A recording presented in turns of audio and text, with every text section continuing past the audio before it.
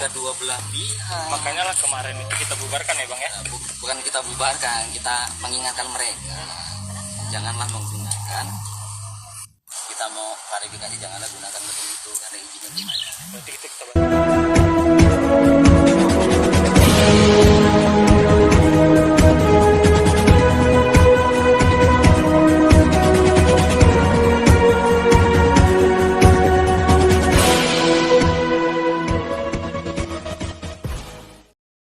Ya, shalom bagi kita semua dimanapun kita berada pada saat ini. Kiranya kita semua tetap berada dalam keadaan sehat dan apapun yang merupakan aktivitas kita sepanjang hari ini, kiranya Tuhan Yesus memberkati. Dan kembali berjumpa lagi di channel kita ini, yaitu Zemayan Yasin. Terima kasih buat teman-teman semua dan juga para sahabat yang sudah mendukung perkembangan channel ini dengan setia. Dan kiranya kita tetap menggunakannya untuk menjadi berkat bagi semua orang. Nah teman-teman, pada video kali ini kita akan membahas klarifikasi dari seorang oknum RT, di mana kemarin dia berani membubarkan ibadah atau menghentikan ibadah yang sedang berlangsung di Bandar Lampung ya. Tapi kali ini dia mengklarifikasi bahwa dia tidak sedang membubarkan ibadah, melainkan untuk mengingatkan kepada mereka agar mereka bisa mengurus izin gedung tersebut. Nah teman-teman, sebelumnya mari kita simak videonya yang berikut ini.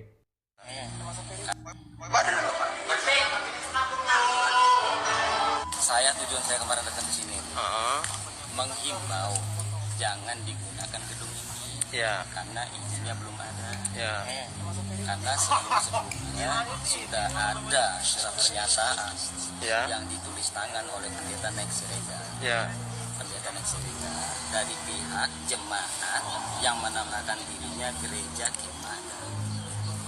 kemudian Terjadilah surat pernyataan itu pada tanggal 10 Desember 2016 yang ditulis tangan dan ditandatangani oleh pendeta Nexregar.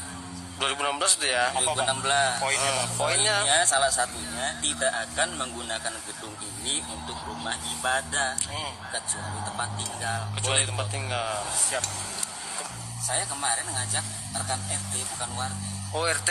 Rekan RT dan Dimas, mari dampingi saya untuk mengingatkan daripada jemaat Kemada bahwasannya itu belum ada izin.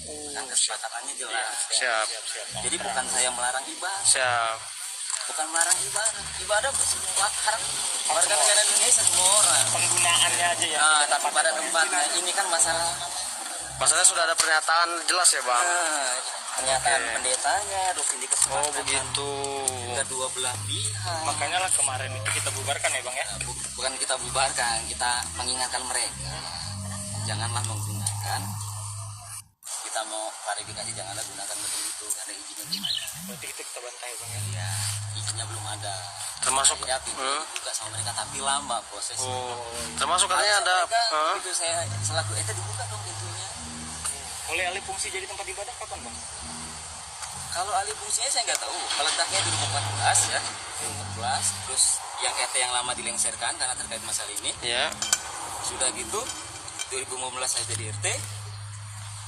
Mereka mau pakai tanggal untuk Natal 2016 ibadah.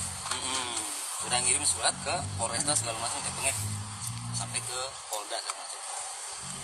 Akhirnya ketahuan ya, makanya ini terjadinya di ini. Nah, jadi itu dia videonya teman-teman ya. Kita sudah mendengarkan dia berkata bahwa dia menghimbau jemaat atau juga kepada pendeta supaya gedung itu tidak digunakan untuk beribadah. Nah, jadi teman-teman, pertanyaannya, apakah dengan alasan demikian sehingga dia dengan berani membubarkan ibadah pada saat itu? Kecuali kalau misalnya gedung itu digunakan untuk menjadi tempat maksiat atau tempat-tempat kejahatan lainnya, itu baru bisa dilarang untuk menggunakan tempat tersebut. Nah, mungkin teman-teman ya, beberapa tahun yang lalu mungkin ada kesepakatan antara kedua belah pihak, masyarakat setempat dan juga mungkin termasuk RT-nya dengan pihak gereja. Mungkin ada kesepakatan di beberapa tahun yang lalu bahwa itu tidak digunakan menjadi tempat ibadah. Dan dengan demikian tentu saja ada upaya, ada usaha dari pihak gereja untuk mengurus izin tersebut supaya bisa digunakan sebagai tempat ibadah. Nah, mungkin karena bertahun-tahun lamanya tidak keluar izin atau tidak dikeluarkan izin dari pihak pemerintah setempat, sehingga terpaksa mereka menggunakan gedung itu sebagai tempat untuk beribadah.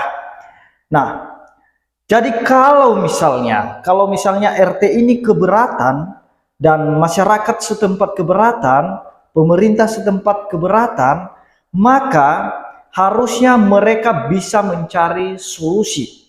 Kalau memang gedung itu tidak bisa digunakan sebagai tempat untuk beribadah, maka pihak pemerintah itu menyediakan tempat, memberikan fasilitas kepada orang-orang yang mau beribadah atau menyediakan tempat agar orang Kristen bisa beribadah kalau memang gedung tersebut belum dikeluarkan izin. Nah, kalau izinnya dipersulit, ya udah tinggal sediakan tempat untuk orang-orang Kristen bisa beribadah.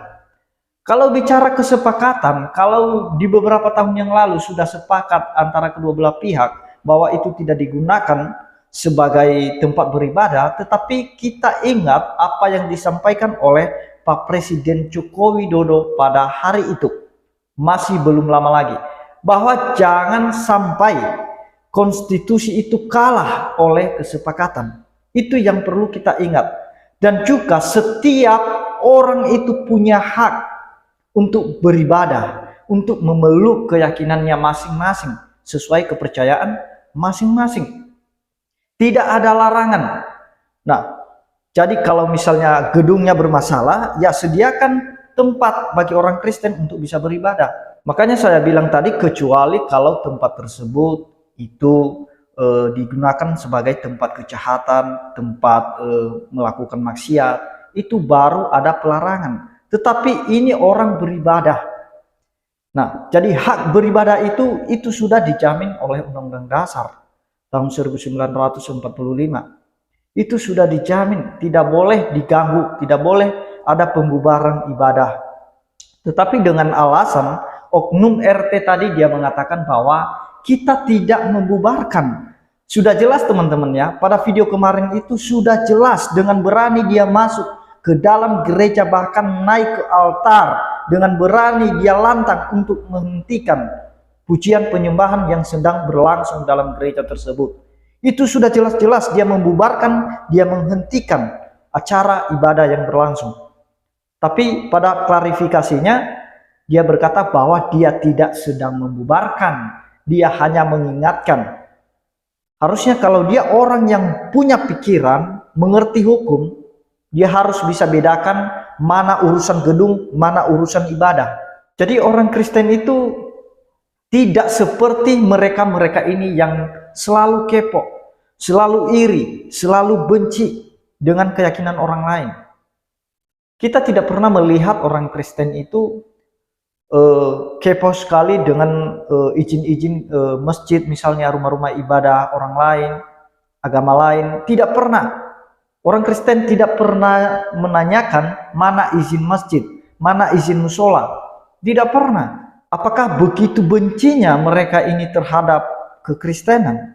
Apa yang mereka takutkan kepada orang Kristen? Kalau misalnya benar kuat imanmu, ya mari tetap berpegang kepada imanmu tanpa mengganggu keyakinan orang lain, tanpa mengganggu iman orang lain. Itu baru namanya orang yang beragama.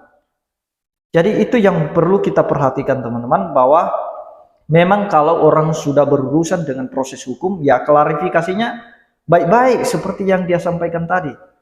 Tidak membubarkan, melainkan hanya mengingatkan. Itu kan sudah jelas di video yang viral itu, naik ke altar, yang dimana pada umumnya itu tidak boleh orang sembarangan naik altar. Tapi dengan seenak jidatnya dia naik ke altar, menghentikan ibadah. Apa itu namanya? Kalau bukan membubarkan dan menghentikan acara ibadah. Dan kita sudah lihat pada saat itu, ibadah sudah berhenti, ibadah sudah bubar, orang sudah pada keluar, menahan dia. Jadi itu memang lain ceritanya teman-teman. Lain ceritanya kalau gedung itu sudah digunakan untuk tempat-tempat kejahatan. Apakah kalau orang Kristen ibadah di rumahnya ya harus mesti minta izin? Coba kalau misalnya kalian atau oknum RT ini berada di posisi minoritas, dimanapun dia melakukan ibadahnya, sholatnya, selalu harus ada izin. Bagaimana hatinya dan perasaannya kalau diperlakukan hal yang sama kepadanya? Jadi itu dia teman-teman ya. Mari kita tetap berdoa supaya jangan terjadi hal yang sama. Dan itulah kalau sudah berurusan dengan proses hukum, ya klarifikasinya begitu. Dan kita mengharapkan kepada pemerintah setempat, kalau misalnya gereja tersebut atau gedung tersebut tidak keluar izinnya atau dipersulit izinnya, ya kita berharap pemerintah setempat itu bisa memberikan solusi atau menyediakan tempat yang mungkin itu tempat serbaguna yang bisa dimana orang Kristen bisa beribadah tiap minggu di situ.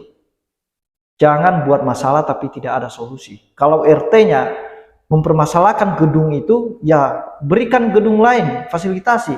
Jadi itu aja yang saya sampaikan teman-teman. Kiranya kita tetap menjaga toleransi ke depan, kita junjung tinggi toleransi. Mari kita saling menghargai, saling mengasihi. Jangan sampai terus-terus begini negara kita. Hidup dalam kebencian antara satu sama yang lain. Kapan majunya? Nah, jadi itu teman-teman ya. Kiranya Tuhan Yesus memberkati kita semua. Shalom.